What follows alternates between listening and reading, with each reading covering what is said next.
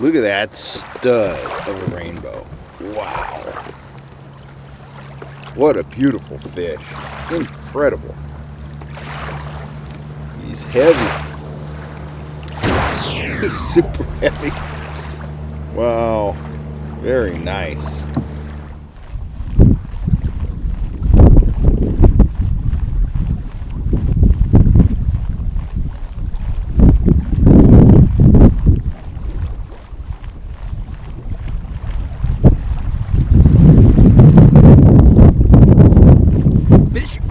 Fish on the speed spoon right there, right on that turn.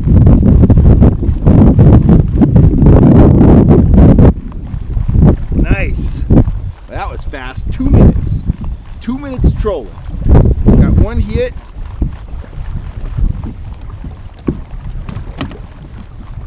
One hit that didn't stick. And then this guy did stick.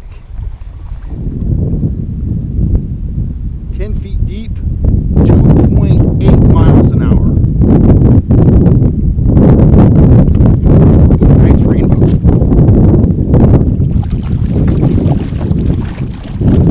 Woo! Right there. Beautiful holdover rainbow. Nice. Speed spoons. Troll them, cast them, or jig them. If you want to get aggressive with trout, get a set of Kellogg speed spoons and get your fish on. Available at the fishhuntshoot.com website. Howdy folks, Kellogg here. I'm scrambling around today. I'm getting ready to go up into the high Sierras tomorrow. I'm gonna go trout fishing and I'm going to a lake that I've never visited before. So this seemed like a really good time to talk about pre-trip preparation. And I have 3 rods here and I also have a small little tackle box here.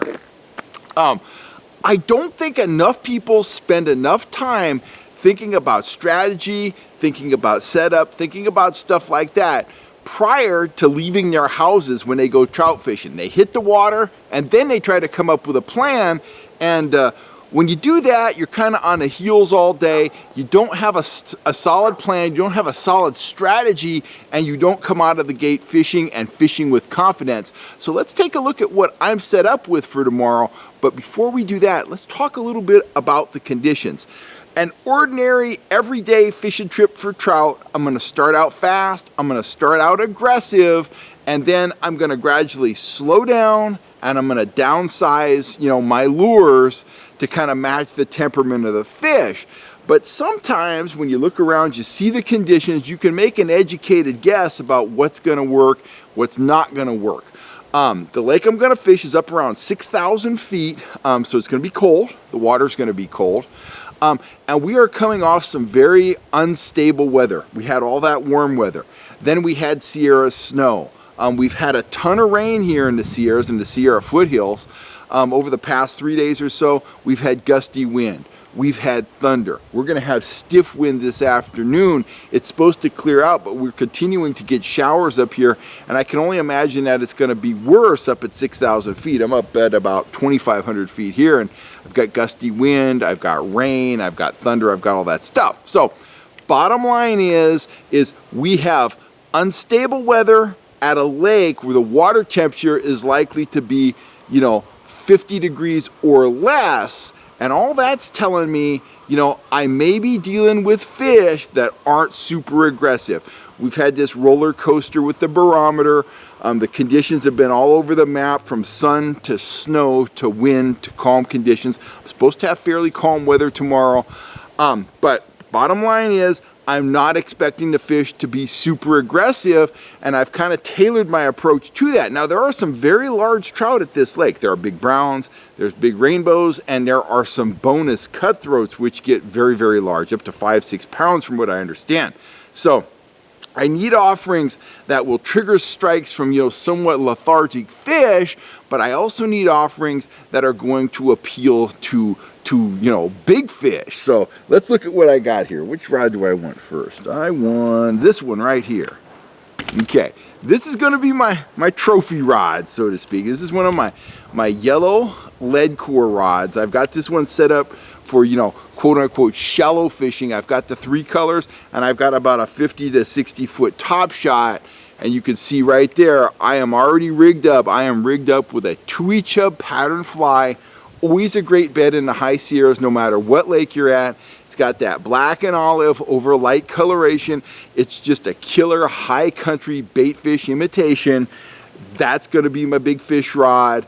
I'm going to troll this. I'm going to start out in the morning anywhere from 1.5 all the way up to 2 miles an hour, and that should work well. I just need to find a fish that's active enough to go, and hopefully it's going to be a big fish. So that's one lead core rod. My other rod, right out of the box in the morning, and this is really no frills. I'm going to be running this rod right here out of my downrigger. I'm not going to be running it very deep, but I don't have any blades or anything like that on this rod. All I have is a trolling swivel right there with a bead so I can see where it's at. I've got some 12-pound fluorocarbon leader material, about 40 inches worth, and it comes down right there to a slow death hook. And I'm going to be running two different things on my slow death hook. I'm going to start out trolling with a threaded night crawler, but as the morning goes on, I want to experiment with my grubs. Now, I may take that slow death hook off. In fact, I likely will when I switch over to running grubs and put a more grub-friendly hook on. But I want to try the pink grubs, and I want to try the red grubs in the high country, because I think these are going to work very well. Whether I'm trolling the grubs or the worm, I could troll in that 1.5 to 2 mile an hour range very comfortably. So those two offerings are going to match up very well with my fly, and those are big fish offerings. You know, you've seen me catch a lot of big fish on worms here on the channel over the years, and we only need to look back to last September when I caught that big 4+ pound rainbow at Shasta on a grub teamed with a flasher. Now, on my third rod, I'm not going to start out with this one right out of the box, but this one here, this lead core rod as well, it is set up, this is my deep lead core rod, it's only got an 18-foot top shot, but this one is set up for trolling worms. You can see that slow death hook right there. But this leader, it's 12-pound test, it's a little bit shorter, it's about 24 inches, I guess, and it's coming off of one of my Pro Series fisheye dodgers. That's the 4-inch rainbow version. It's got the moon crackle tape and a big eye on the back, big eye on the front. But this one, I'm not going to start out fishing this one in the morning. This is for as the morning kind of goes on. If I want more action in the presentation, you know, more flash, more vibration, I'll get that 4-inch blade in the water. I expect it to work very well. Now, those are my initial offerings. That's what I'm starting out with. As the morning goes on, I'm going to take the temperature of the fish. I want to see, you know, how the fish are reacting to my lures. Am I spotting fish? Am I seeing surface activity? I have a pretty ideal area picked out. I'm going to launch into a cove that allows me to have access to the main tributary of the lake. So I'm going to work my way, you know, kind of upstream, just kind of see what the lake has to offer. If these initial offerings fail to produce, Trigger Spoon Juniors are definitely close at hand, and you know, you don't have to have a Trigger Spoon Junior, but I would have some kind of a small spoon, cripple lure, dick night, you know, whatever your cup of tea is. But I want to be able to run the flies, I want to be able to run the grubs, the worms, maybe throw in a trigger spoon, something like that. Of course, we'll have some flatfish, we'll have some mag lips, stuff like that. But I think my initial choices, the threaded worm, a large threaded worm, and that fly, I think they're going to pay dividends right away. And I don't know what the conditions have been at the lake. I know they've gotten some snow, but I suspect they've gotten some rain too. So I am going to have a spinning rod. Actually going to have a couple spinning rods rigged up. One is going to be rigged up with a slip bobber that I can pin a worm underneath and cast it up towards any tributaries flowing into the main lake. And I'll have another one set up with some sort of casting spoon, whether I go with a Trigger Spoon Junior, one of my speed spoons, or you know, something else like a Castmaster, something like that. Just something that I can cast to any areas that have inflowing water, and you know, just kind of work a lure through the zone. Don't know if that presentation is going to pay off. I don't even know if there's any inflowing creeks up there, but there might be. It's been raining. I don't know.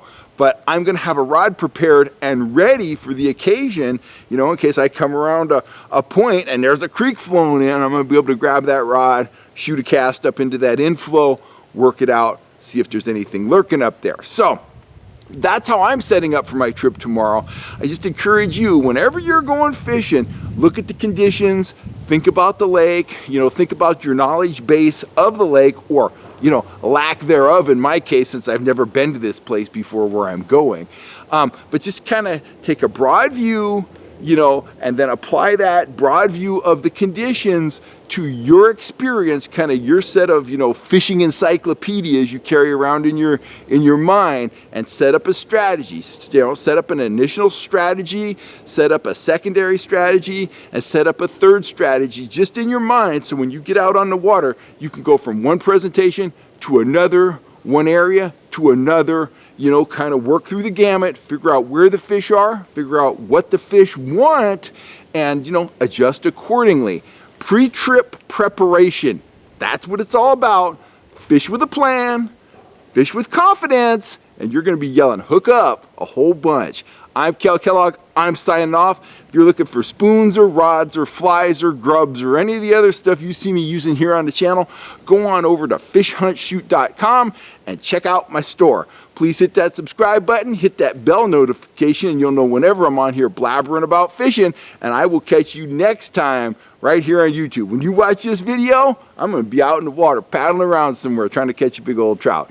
Anyway, you have a wonderful day, stay healthy, stay happy, and I will see you real soon right here on YouTube, guys. I'm Cal Kellogg. Thank you. The Trigger Spoon Jr. Small spoon, big results. Get on over to fishhuntshoot.com and get yours today, and you'll be yelling fish on tomorrow. Just like that, baby.